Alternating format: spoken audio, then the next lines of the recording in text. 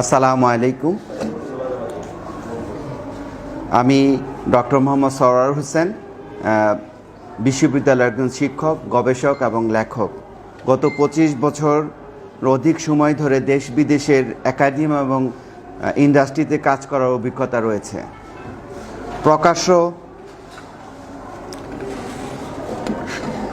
প্রকাশ্য হত্যার প্ররোচনা এবং হুমকি পাওয়ার পর দেশের একজন সুনাগরিক হিসেবে মিডিয়া এবং সরকারের আইন শৃঙ্খলা বাহিনী নির্বিকার ভূমিকায় হতাশ হয়ে আজকের এই প্রেস কনফারেন্সে আপনাদেরকে জানাতে এসেছি। সম্প্রতি সামাজিক যোগাযোগ মাধ্যমে সাফওয়ান চৌধুরী রেবিল নামক জনৈক ট্রান্সজেন্ডার অ্যান্টার্কটিকা চৌধুরী নামে পরিচালিত তার একটি ফেসবুক অ্যাকাউন্টে আমাকে এবং আসিফ মাহতাবের বিরুদ্ধে প্রকাশ্যে হত্যার প্ররোচনা প্রদান করেছে। উক্ত ফেসবুক পোস্টে আমার খণ্ডিত মাথা ও বিচ্ছিন্ন চোখ এবং পাশে একটি চাপাতির ছবি এঁকে একটি বিকৃত কার্টুন প্রকাশ করা হয়েছে এবং লেখা হয়েছে, kill public figures who are against your marriage rights. শিরচ্ছেদ করা মাথা দিয়ে ফুটবল খেলার বিভৎসতাও কার্টুনে ফুটিয়ে তোলা হয়েছে। এগুলো কেবল হত্যার হুমকি নয়, প্ররোচনাও বটে। এই প্রকাশ্য হত্যার প্ররোচনা সুচিন্তিত পরিকল্পনার অংশ বলে প্রতীয়মান হয়। বাংলাদেশে সমকামিতাকে লিগ্যাল করার লক্ষ্য নিয়ে সাফওয়ান চৌধুরী রেবিল 92 পৃষ্ঠার LGBT manifesto, declaration of independence of post Bangladeshi state of LGBT people তৈরি করে 6 জুলাই 2025 অনলাইন আর্কাইভ করেছে। এই ম্যানিফেস্টোতে আসিফ মাহতাব এবং আমাকে হত্যার পাশাপাশি জুলাই আন্দোলনের অন্যতম পরিচিত ব্যক্তিত্ব সার্জিস আলমকেও হত্যার পরিকল্পনার কথা লেখা আছে। অনলাইনে অস্ত্র তৈরির ছবিও পোস্ট করেছে।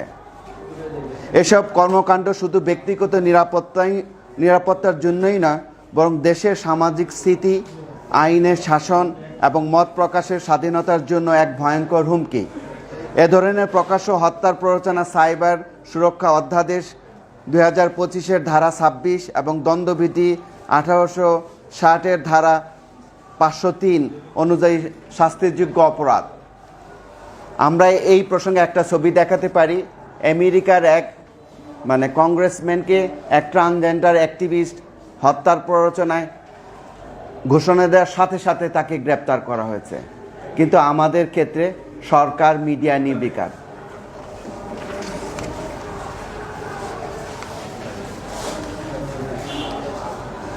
হত্যার প্ররোচনা এবং হুমকির পরিপ্রেক্ষিতে আমরা থানায় সাধারণ ডায়েরি করে তদন্ত পূর্বক বিচার দাবি করেছি, কিন্তু পুলিশ এখন পর্যন্ত সাড়া দেয়নি।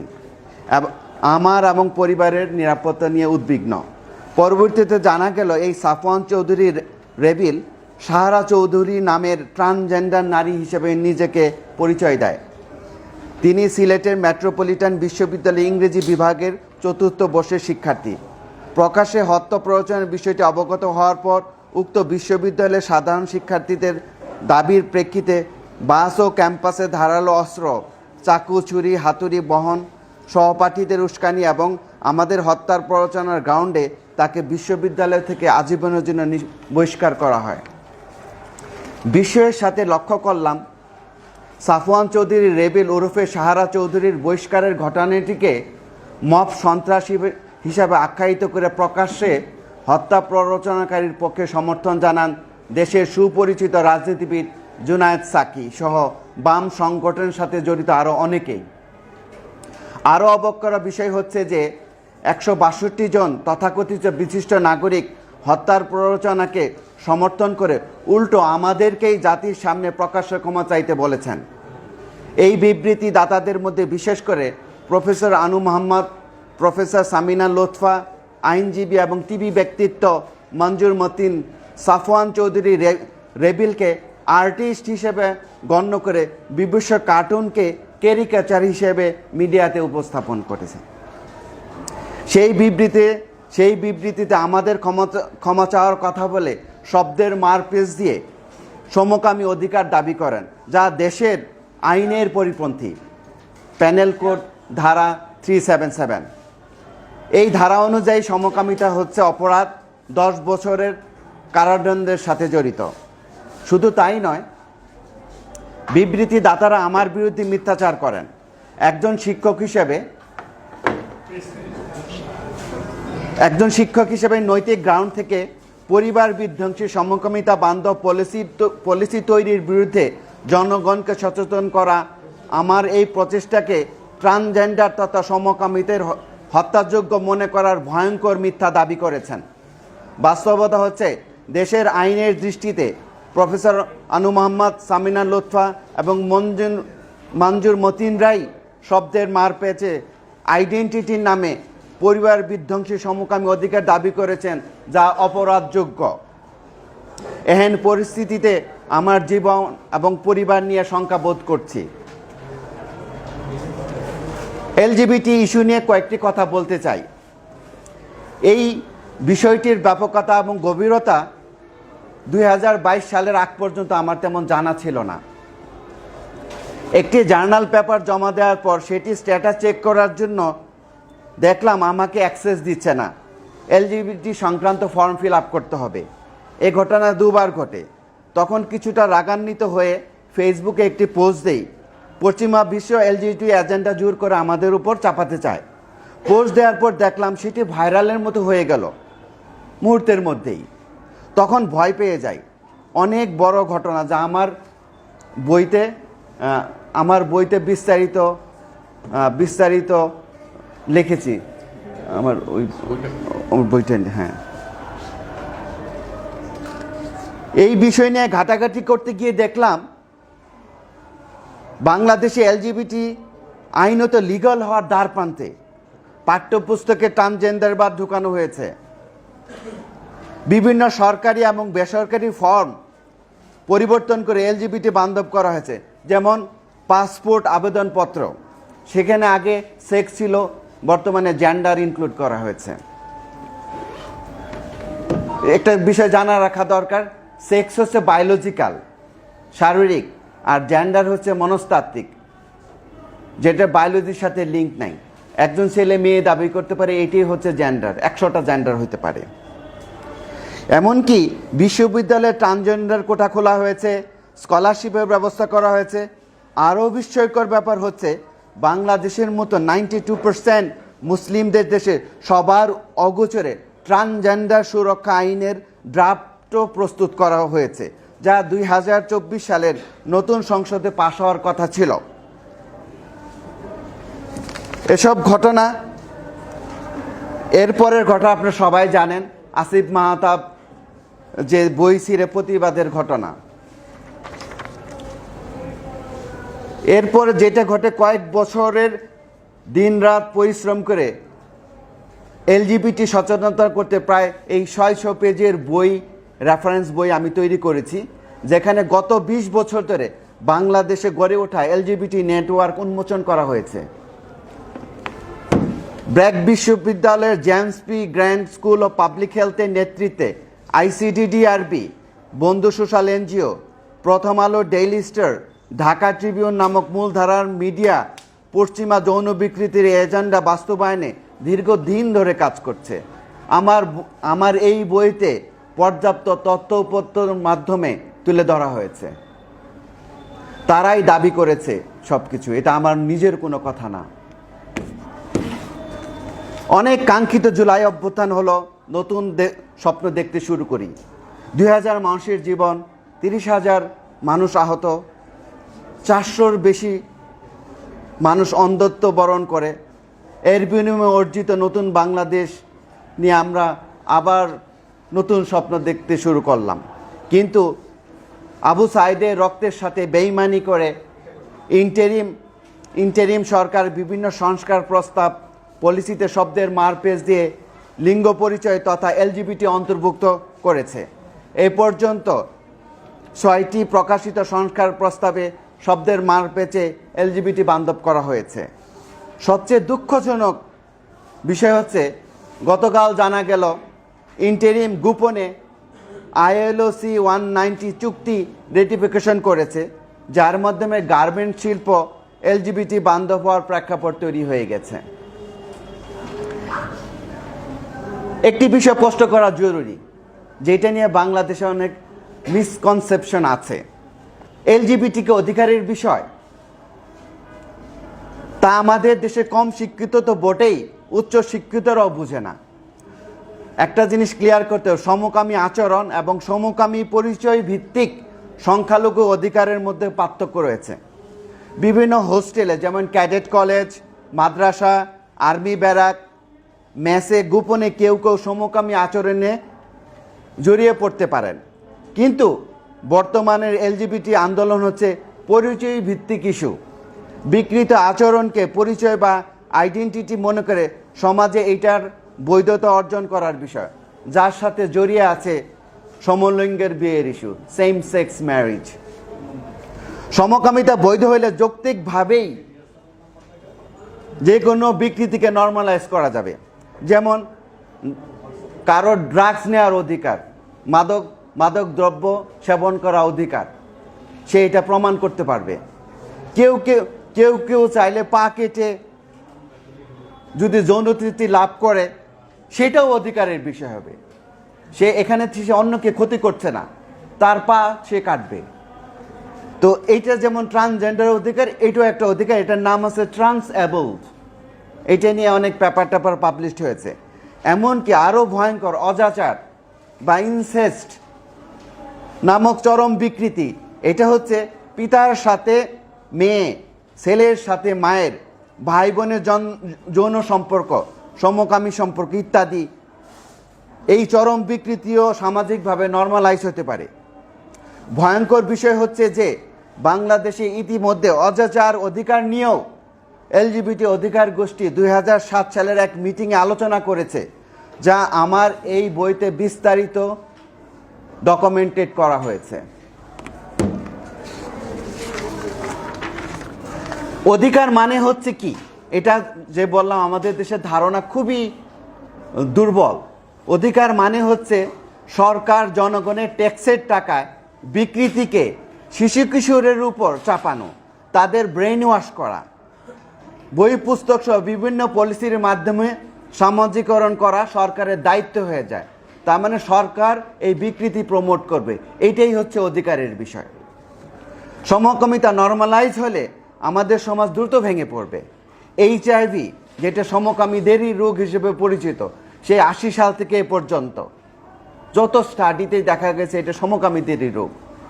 স্বাস্থ্য ব্যবস্থা ভেঙে পড়বে, কিশোর গ্যাংয়ের উৎপাদ বেড়ে যাবে, কেননা এদের মধ্যে অপরাধ প্রবণতা, ড্রাগস নেওয়ার প্রবণতা, সেলফ হার্ম করার প্রবণতা অনেক অনেক বেশি।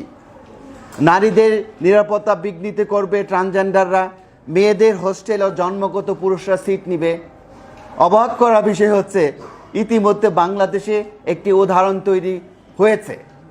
প্রথম আলোয় এটাতে গর্ব করে ফলাও করে প্রতিবেদন প্রকাশ করেছে, এবং এইটা আমার এই বইতে ছবিসহ বিস্তারিত তুলে ধরা হয়েছে। প্রথম আলো, ডেইলি স্টার, ঢাকা ট্রিবিউন, তারা কি করেছে গত 20 বছরে, সেই তথ্য উপাত্ত স্ক্রিনশট এই বইতে আছে।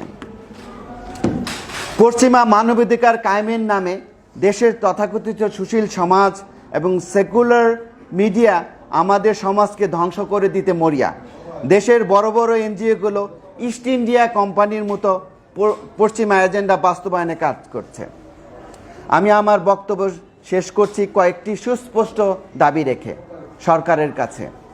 1, শব্দের মার পেঁচে পরিবার বিধ্বংসী সমকামিতা সহ ট্রান্সজেন্ডারবাদ সামাজিক এবং আইনিভাবে নর্মালাইজ করার প্রচেষ্টা চলছে। তাই কিছু শব্দ যেমন ট্রান্সজেন্ডার, অন্তর্ভুক্তিমূলক, পিছিয়ে পড়া জনগোষ্ঠী, কাউকে বাদ দিয়ে নয়, এই সমস্ত শব্দ বা পরিভাষাগুলোকে আইনি সংজ্ঞা স্পষ্ট করতে হবে। যেমন ধরুন অন্তর্ভুক্তি বা ইনক্লুসিভ সোসাইটি, এটি নিয়ে বাংলাদেশে অনেক আলোচনা হচ্ছে। এটি কিন্তু 5 বছর আগেও ছিল না। ইনক্লুসিভ সোসাইটি, ইনক্লুসিভ শব্দটি আমাদের দেশে এটা ইতিবাচক মনে করা হলো, আন্তর্জাতিকভাবে এটা সমকামিতা এলজিবিটিকে অন্তর্ভুক্ত করে। এটা আমরা চাই বা না চাই, এটা এস্টাবলিশড 2011 সালের পর থেকে। তেমনিভাবে জেন্ডার শব্দ বলতে আমরা বুঝি ছেলে ও মেয়ে, কারণ ঢাকা ভার্সিটি সব বিভিন্ন জেন্ডার স্টাডিজ আছে। 2010 সালের আগ পর্যন্ত জেন্ডার বলতে ছেলে এবং মেয়েই বোঝাইতো, বায়োলজিক্যাল। কিন্তু 2010 সালের পর থেকে জেন্ডার বলতে দুটি নয়, 100টির বেশি, 100টির অধিক হতে পারে। লাস্ট আপডেট ছিল 2160টা জেন্ডার। এটাকে নাম দেওয়া হয়েছে লিঙ্গ বৈচিত্র্য। লিঙ্গ বৈচিত্র্য নামে দেশে এটা পরিচয় করানো হয়েছে। দেখেন, আমেরিকা ট্রাম্প প্রেসিডেন্ট ইলেকশনের একটা এজেন্ডা ছিল এই জেন্ডারকে বাইনারি করবে, ছেলে মেয়েতে সংজ্ঞায়িত করবে শুধু বায়োলজিক্যালি, এবং সে ক্ষমতা গ্রহণ করে প্রথম দিনেই এক্সিকিউটিভ অর্ডারের মাধ্যমে জেন্ডার শব্দকে সুস্পষ্ট সংজ্ঞায়িত করেছে। জেন্ডার বলতে আমেরিকার সিস্টেমে এখন 2টি বোঝায়, 100টি না। এই ছোট্ট একটা চেঞ্জের কারণে, পলিসিগত চেঞ্জের কারণে পুরা এলজিবিটি মুভমেন্ট হুঁচট খেয়েছে বিশ্বে। বিভিন্ন পলিসি চেঞ্জ হচ্ছে এই কারণে। সো দুঃখের বিষয় হচ্ছে আমেরিকা যেটা ছুঁড়ে ফেলছে, বাংলাদেশের মতো দেশে 90% মুসলিমদের দেশে সুশীলতা সেটা আঁকড়ে ধরছেন। সেই শব্দগুলোর অস্পষ্টতা আইনগতভাবে নির্দিষ্ট করে দিতে দাবি জানাচ্ছি সরকারকে, যেন কেউ সুযোগ না নিতে পারে। 2 নম্বর দাবি হচ্ছে দেশে হিজড়াদের মোড়কে ট্রান্সজেন্ডার বা প্রমোট করা হচ্ছে 1997 সাল থেকে। ট্রান্সজেন্ডার হচ্ছে মানসিক বিষয়, এটা মনে মনে নারী মনে মনে পুরুষ, এটা কোনো বায়োলজিক্যাল বিষয় নয়। অন্যদিকে হিজড়া হচ্ছে জন্মগত সমস্যা, লিঙ্গ প্রতিবন্ধী, যেটা মেডিকেল প্রবলেম। আমরা সত্যিকারী হিজড়াদের সামাজিক পুনর্বাসনের জোর দাবি জানাই। ব্রিটিশ আমল থেকে তাদেরকে অবহেলিত এবং সমালোচিত করা হয়েছে, কারণ মুঘল সম্রাটদের অনুগত ছিল এই হিজড়ারা, খোজা, এবং তারা সেনাপতির পদও ছিল। এদেরকে, এই মুঘল সাম্রাজ্যকে দুর্বল করার জন্য ইংরেজরা প্ল্যান করে হিজড়াদেরকে সমালোচিত করেছে, এটা আমাদের জানা দরকার। সেই হিজড়াদেরকে এই এলজিবিটি ইস্যুর বাস্তবায়ন করার জন্য সামনে আনা হয়েছে।